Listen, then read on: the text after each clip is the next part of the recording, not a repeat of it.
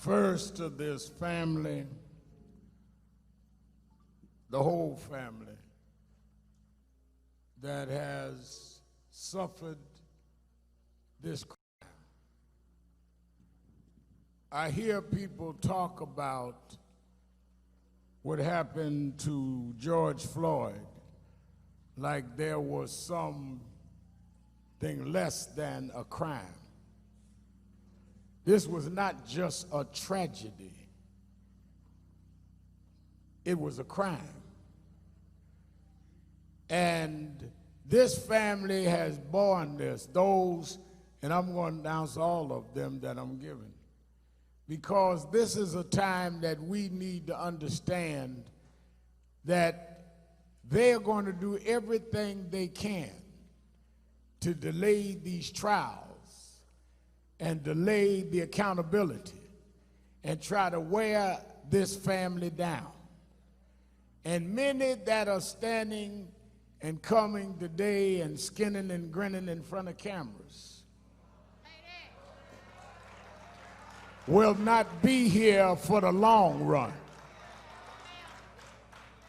We must commit to this family, all of this family, all 5 of his children, grandchildren and all, that until these people paid for what they did, that we're going to be there with them, because lives like George will not matter until somebody pays the cost for taking their lives.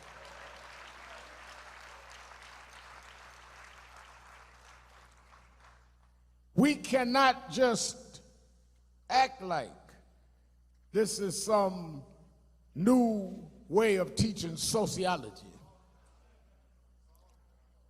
We can't act like this is some new need for some of us to add social justice to our programs on Sunday morning. There is an intentional neglect to make people pay for taking our lives. If 4 blacks had done to 1 white, if 4 black cops had done to 1 white what was done to George, they wouldn't have to teach no new lessons. They wouldn't have to get corporations to get money. They would send them to jail. And until we know the price for black life is the same as the price for white life, we're going to keep coming back to these situations over and over again. Either the law will work or it won't work. So I want to give honor to the family and a commitment that we're going to be here for the long haul. When the last TV truck is gone, we'll still be here.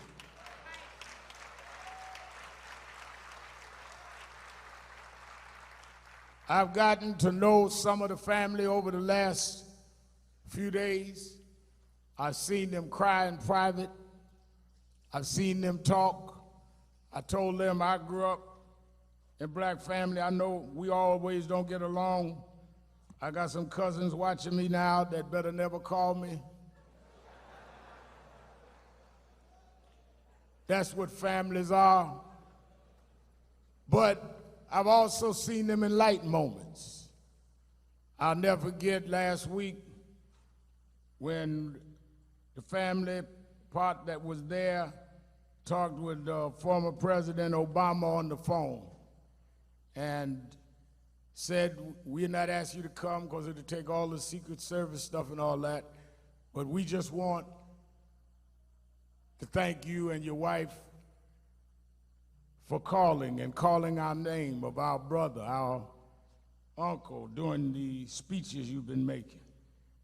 And the president made the mistake of asking, well, what is it y'all want me to do? Just tell me where I could be helpful. And Philonis said, well, 2 things. We want justice. And we here in Minneapolis, can you send me some food down here? Because they only had the finger food. Everything was closed up in Minneapolis. He said, I ain't on Reverend Al's diet. I want some food. So we had some light moments. I want to also say, give honor to Reverend Dr. Remus Wright and Reverend Mia Wright.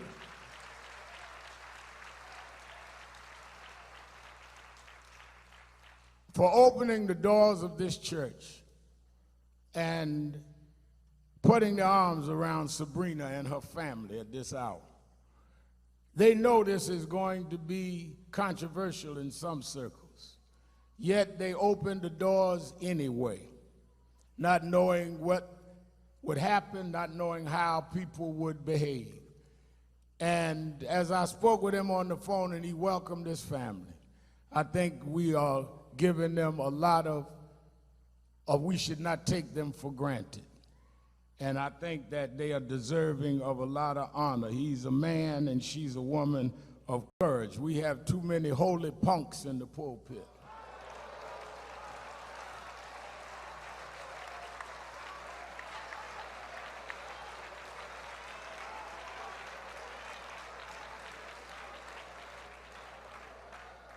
Y'all do know I'm Al Sharpton. I'm going to say what I got to say.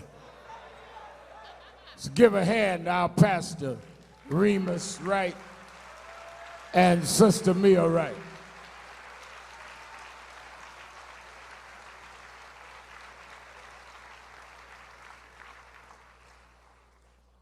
I also want to, and I'm going to get into my eulogy so we can stay on time, but I must recognize Attorney Ben Crump.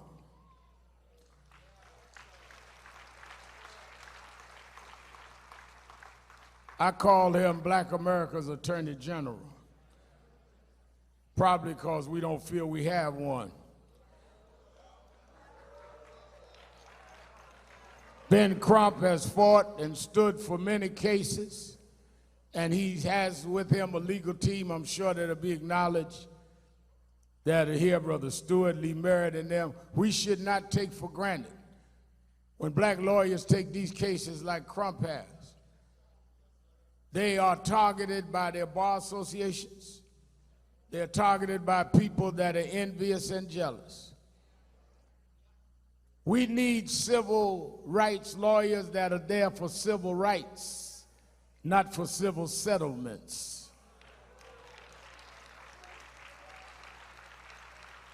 And that's why I give him recognition. I must also recognize several families are here that came at great sacrifice, but they wanted to be here to be part of this because they understand the pain better than anyone because they've gone through the pain.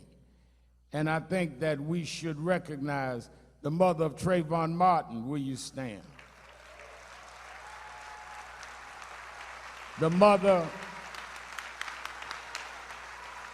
of Eric Garner, will you stand? The sister of Botham Jean, will you stand? The family of Pamela Turner right here in Houston, will you stand? The father of Michael Brown from Ferguson, Missouri, will you stand? The father of Ahmaud Arbery, will you stand?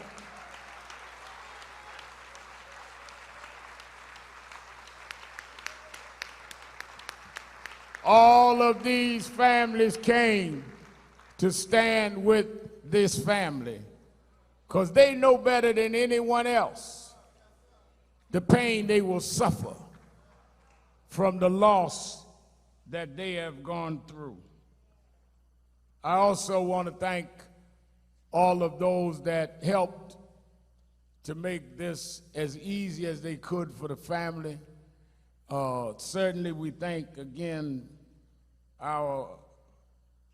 those in the financial and entertainment world that immediately jumped up and said to the family that they wanted to help and make sure that they didn't have to worry about expense. Tyler Perry and Robert Smith and champion Floyd Mayweather.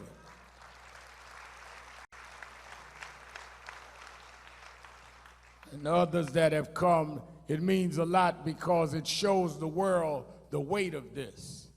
Brother Jamie Foxx is with us today. Stand up, Jamie.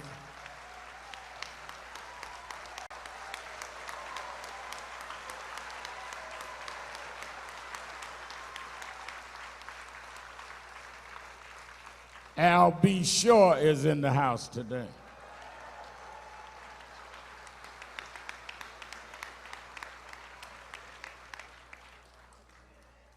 So let me get into my message. I got Terrell Owens, everybody's sending me notes. Want you to turn briefly to the book of Ephesians, 6th chapter.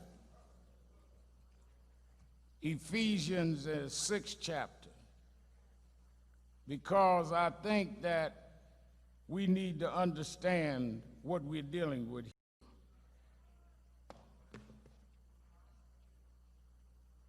Ephesians 6 chapter, it tells the story of why I think we need to really look at the situation differently.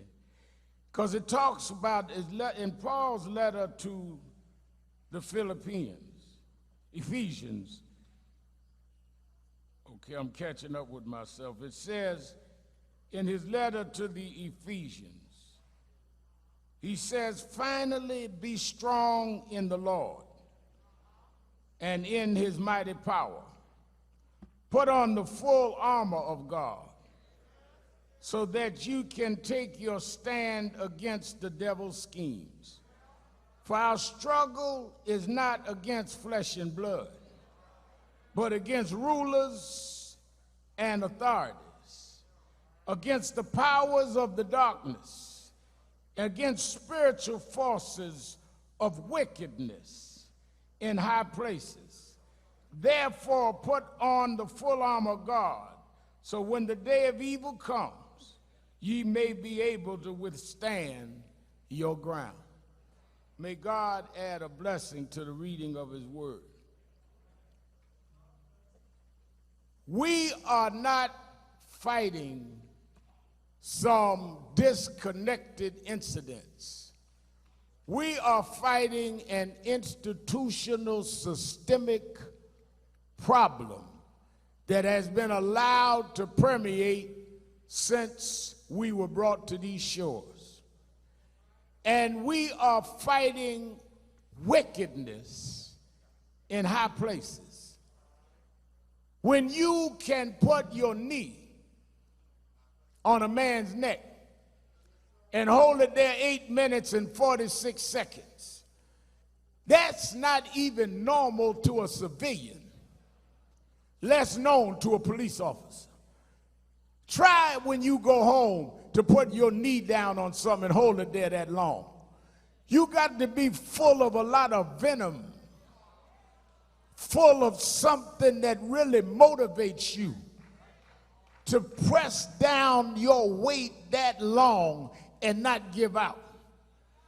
And to think that you're certified by the state to carry a badge and a gun and you got all of that in you means that we have permitted people to become officers of the law that ought to be somewhere else in society. Imagine you pressing down on something 8 minutes that's telling you I can't breathe, that's begging for their life, and you keep pressing. What kind of mentality is that? So how do we screen who police officers are? And how do we get to this place over and over again? They told Eric Garner, put him in a chokehold. He said, I can't breathe. Those 3 cops walked, no prosecution. Until the law is upheld and people know they will go to jail, they're going to keep doing it because they're protected by wickedness in high places. How do you prevent crime in the hood? You scare others by saying if you do that, you're going to jail. Well, how are you going to scare a bad cop if bad cops don't go to jail? How are you going to tell them that your fate is going to be bad if you go on the other side of the line when everybody else got away with it? Who taught these cops that they can do this to George was those that let the cops before this get away with this. And when they have the highest level of government that excuses it, when some kids wrongly start violence, that this family don't condone, and none of us do. The president talks about bringing in the military, but he not said one word about 8 minutes and 46 seconds of police murder of George Floyd. Oh, he said the family has my sympathy and all of this. He didn't give those on other situations their sympathy. He challenged China on human rights. Well, what about the human right of George Floyd? The signals that we're sending is that if you are in law enforcement, that the law doesn't apply to you. And I'm telling you that the law ought to especially apply to you, because you're giving special powers that others don't have. We don't have a badge representing the state. We don't have a gun we're carrying. We have not gone through training. We should expect more from you. And if you break the law, you ought to be expected to pay an even higher price, because you know better and you swore not to do that.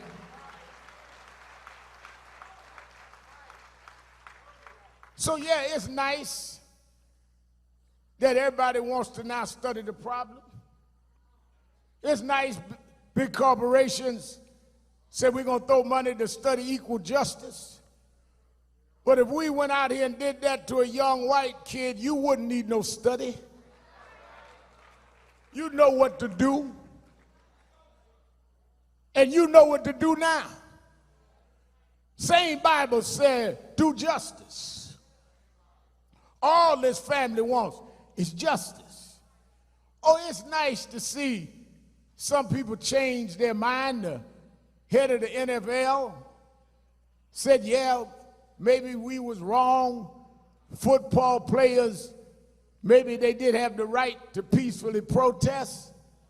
Well, don't apologize. Give Colin Kaepernick a job back.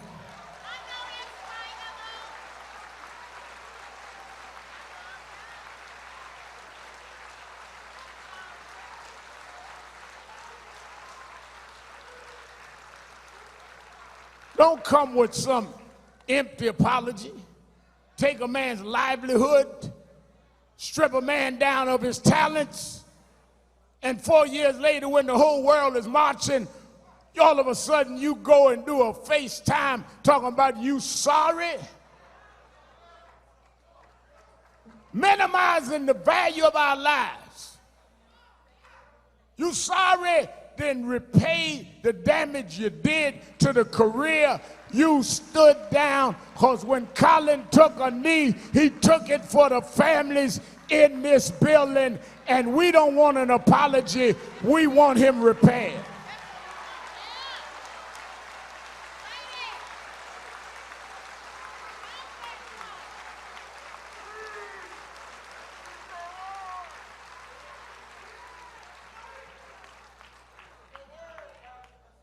Equal justice, equal fairness. We're not anti-anybody. We are trying to stop people from being anti-us. We want the law to apply equally. And you don't need a whole lot of studying about that. Yes, we need new laws. Yes, the Congress has stepped up. The Congressional Black Caucus has come. Yes, we need to close these no-knock laws. Yes, we need to stop where policemen can just say based on what they fought, they can use lethal force. Yes, we need residency requirement. All of what they propose is what we need. But we have enough right now to prosecute policemen that hold somebody down 8 minutes and 46 seconds. Man said to me, I think a lot of people are confused. I was working out. I get them work out in the mornings. Man said to me, white fella in the place I was working out, said, Reverend Al, I see you on TV and you're always talking about race. I said, yeah. He said, but haven't we come a long way? I said, yeah, but you got to understand how far we have to go. And you got to understand how deep it is. He said, what do you mean? I said, about 8, 9 years ago, newspaper in New York did a background on my family. And they found out, Dr. Wright, that my great-grandfather was a slave in Ellenville, South Carolina. I went down there with the newspaper and other press, and we went to the graveyard. And my great-grandfather was owned by the family of Strom Thurmond, the segregationists. And I went to the white church, the First Baptist Church, and in the graveyard there was the tombstones. And the whole I'd say about a quarter of the cemetery, the tombstones, Ben Crump, was Thurmands and Sharptons. And I said, well, you mean all of these? They said, wait a minute, the plantation your great-grandfather was about a mile away. They buried the slaves there. They only put pebbles over their graves. So it occurred to me that every time I write my name, sir, that is not my name. That's the name of who owned my great-grandfather. That's how deep race is, that every time I write my name, I'm writing American history of what happened to my people. I can't talk about what my great-grandparents did. They were enslaved, and we're still being treated less than others. And until America comes to terms with what it has done and what it did, we will not be able to heal because you are not recognizing the womb.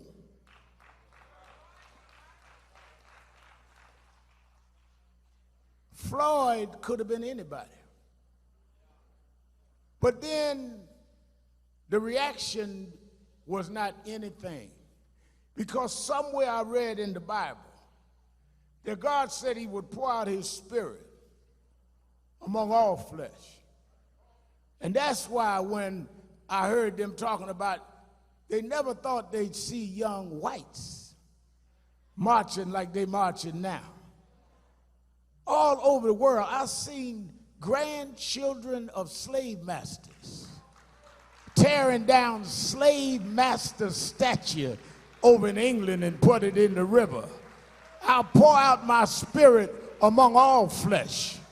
I've seen whites walking past curfews saying no Black Lives Matter, no justice, no peace. I'll pour out my spirit among all flesh.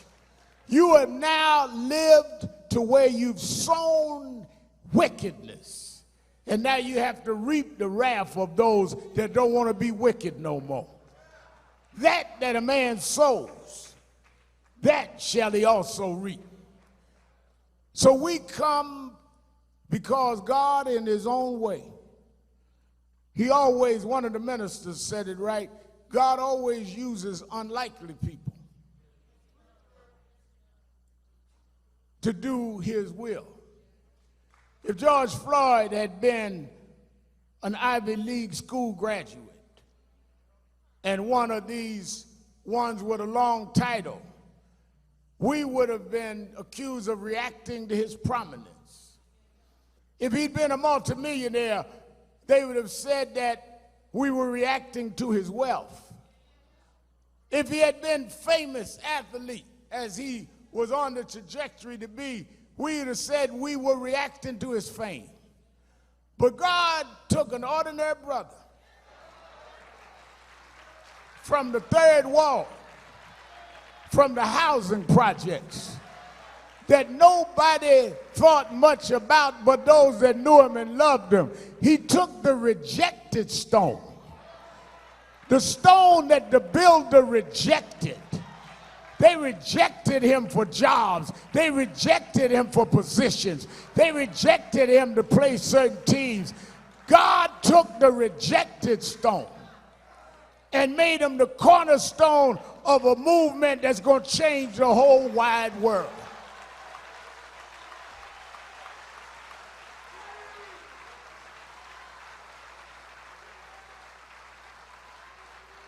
I'm glad he wasn't one of these polished bourgeois brothers, because we'd have still thought we was of no value. But George was just George. And now you have to understand, if you father any one of us, it's of value to all of us.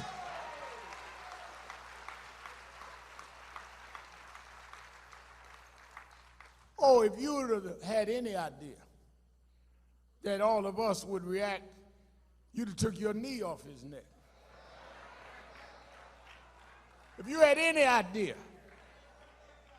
that everybody, from those in the third ward to those in Hollywood, would show up in Houston and Minneapolis and in Fayetteville, North Carolina, you'd have took your knee off his neck. If you had any idea that preachers, white and black, was going to line up in a pandemic when we told to stay inside, and we come out and march in the streets at the risk of our health, you'd have took your knee off his neck, because you thought his neck didn't mean nothing. But God made his neck to connect his head to his body, and you have no right to put your knee on that neck.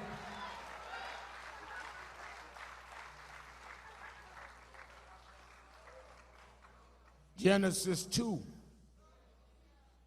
said that God formed man. And Jamie, they say he breathed breath, the breath of life, to make him a live human being. Which means that breath comes from God. Breath is how God gives you life.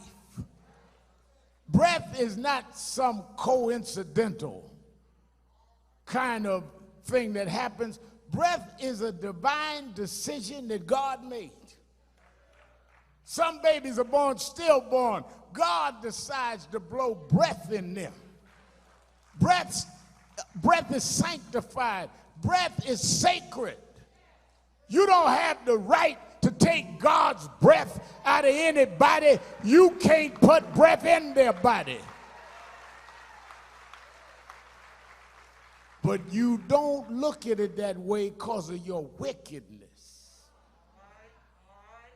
Principalities, darkness. You're sitting now trying to figure out how you're going to stop the protest rather than how you're going to stop the brutality. You're calling your cabinet in trying to figure out how it's going to affect your vote rather than how it's going to affect our lives. You're scheming on how you can spin the story rather than you can achieve justice, wickedness in high places. You take rubber bullets and tear gas to clear out peaceful protesters, and then take a Bible and walk in front of a church and use a church as a prop. Wickedness in high places.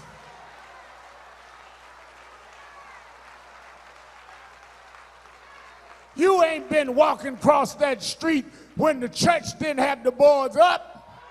You wasn't holding up no Bible when Aubrey was killed in Brunswick, when Taylor was killed in Louisville. Wickedness in high places.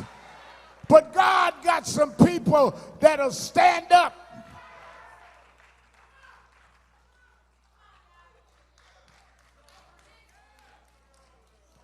Let me tell you this.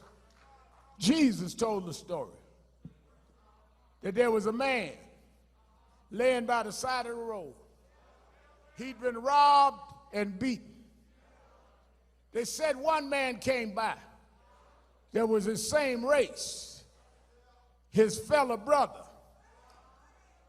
and he kept walking. Then another man came by that was steep and well read in the scriptures, knew every scripture, knew how to quote the book back and forward, but he only quoted the book. He never lived by the book, and he kept walking. But Jesus said a third man came by, and he stopped and looked at the man. He wasn't the same race, wasn't the same religion, but he picked the man up, and he took care of restoring the man to his rightful being. And Jesus called him the Good Samaritan. The problem is too many of you been walking by the Eric Gardners, been walking by the Trayvon Martins, been walking by the Aubreys, been walking by, and now we stopped for George Floyd. And I'm in Houston today because I don't want nobody to call me a passerby. Jamie here because he's not a passerby. All of you are here because we're not passerbys. And we're going to be back in Minneapolis when the trials start. Because you may pack the police union on one side, but the righteous is going to be on the other side of that courtroom.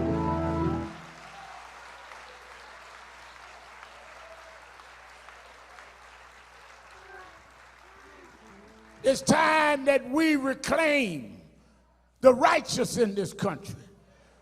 Well, Reverend, we don't know if we got the money, we got the political power. Well, we got the vote. And we got something that we had before we had the vote. We had God on our side. That's why when they was even in slavery, they used to have church out in the slave quarters, because they understood that if they called on God, that God would answer prayer. And the same God that brought us from chattel slavery is still on the throne. The same God that brought us from the back of the bus is still on the throne. The same God that brought us from Jim Crow is still on the throne. And if we're right, he'll fight our battle, and we'll put George's name in history where they say that's the one that they shouldn't have touched. That's the neck they shouldn't have been down on. Because if my people called by my name would humble themselves and pray and seek my face and turn from your wicked ways, then you will hear from heaven, I will heal the land.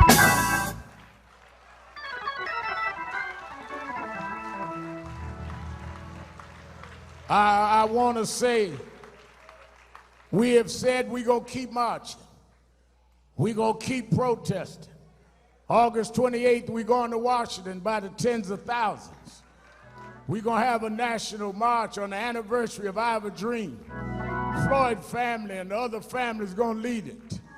But I want to say this before I leave to the Floyd family. Don't ever forget in your darkest hour that be not dismayed. Whatever betide, God will take care of you. I'm in Wright's church. I can preach a little bit. Beneath his wing of love abide, God will take care of you. I was like Floyd. I grew up with daddy gone. Mama had to make it with welfare checks. I used to go and shop with the food stamps. A lot of folks say that, but the way I know, Philonus, if you've been on food stamps, is I ask you what color was your food stamps. Because if you don't know the different colors, you just fronting. But I used to slip the little gray slip so my friends wouldn't know I was on food stamps. But Mama told me something I never forgot. She said, he may not be there when you want him, but he's always on time. The Lord will make a way out of no way. And I can tell you 40 years later, he walks with me. He talks with me. He tells me that I'm his own. He's been food when I was hungry. He's been watered when I was thirsty. He's my rock, my sword and shield, my wheel in the middle of the wheel. He's the lily of the valley, the bright and morning star. He woke me up this morning, started me on my way. Yes, yes, yes, yes.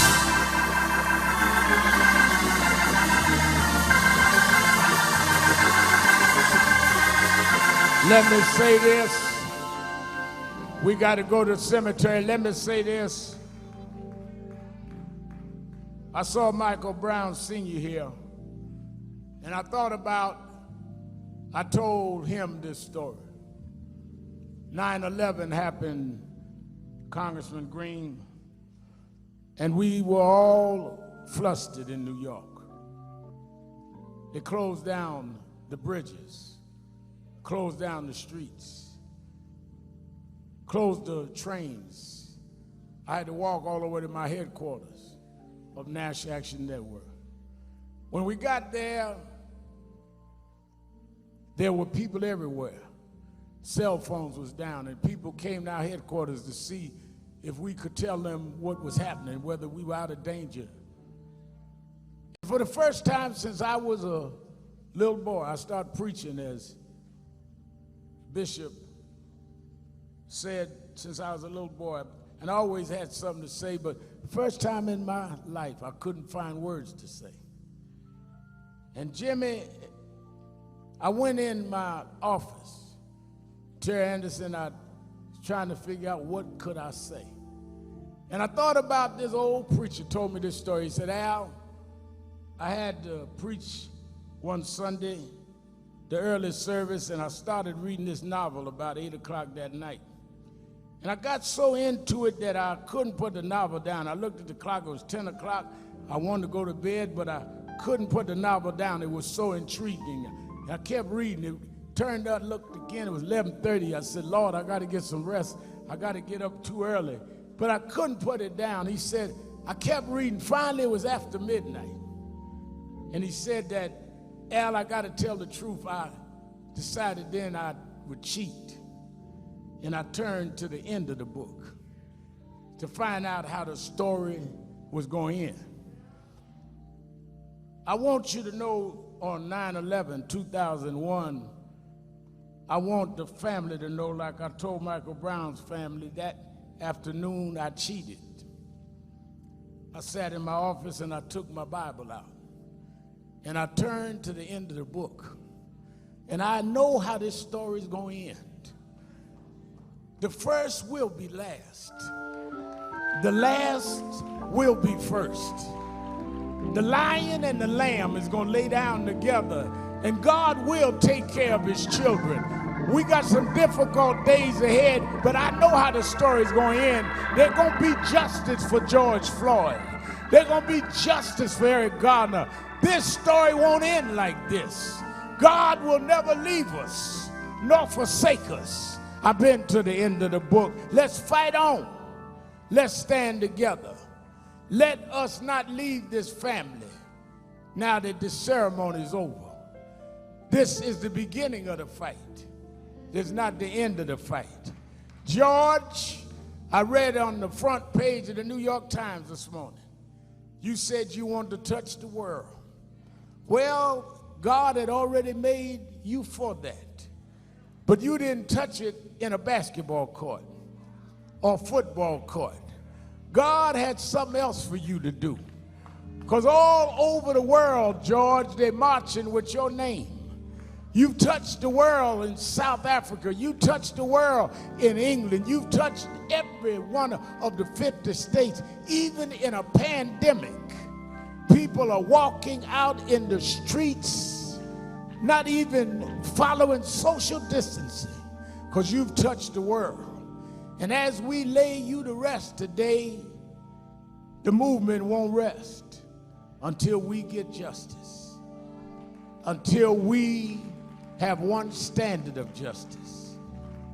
Your family is going to miss you, George, but your nation is going to always remember your name, because your neck was one that represented all of us, and how you suffered represented our suffering.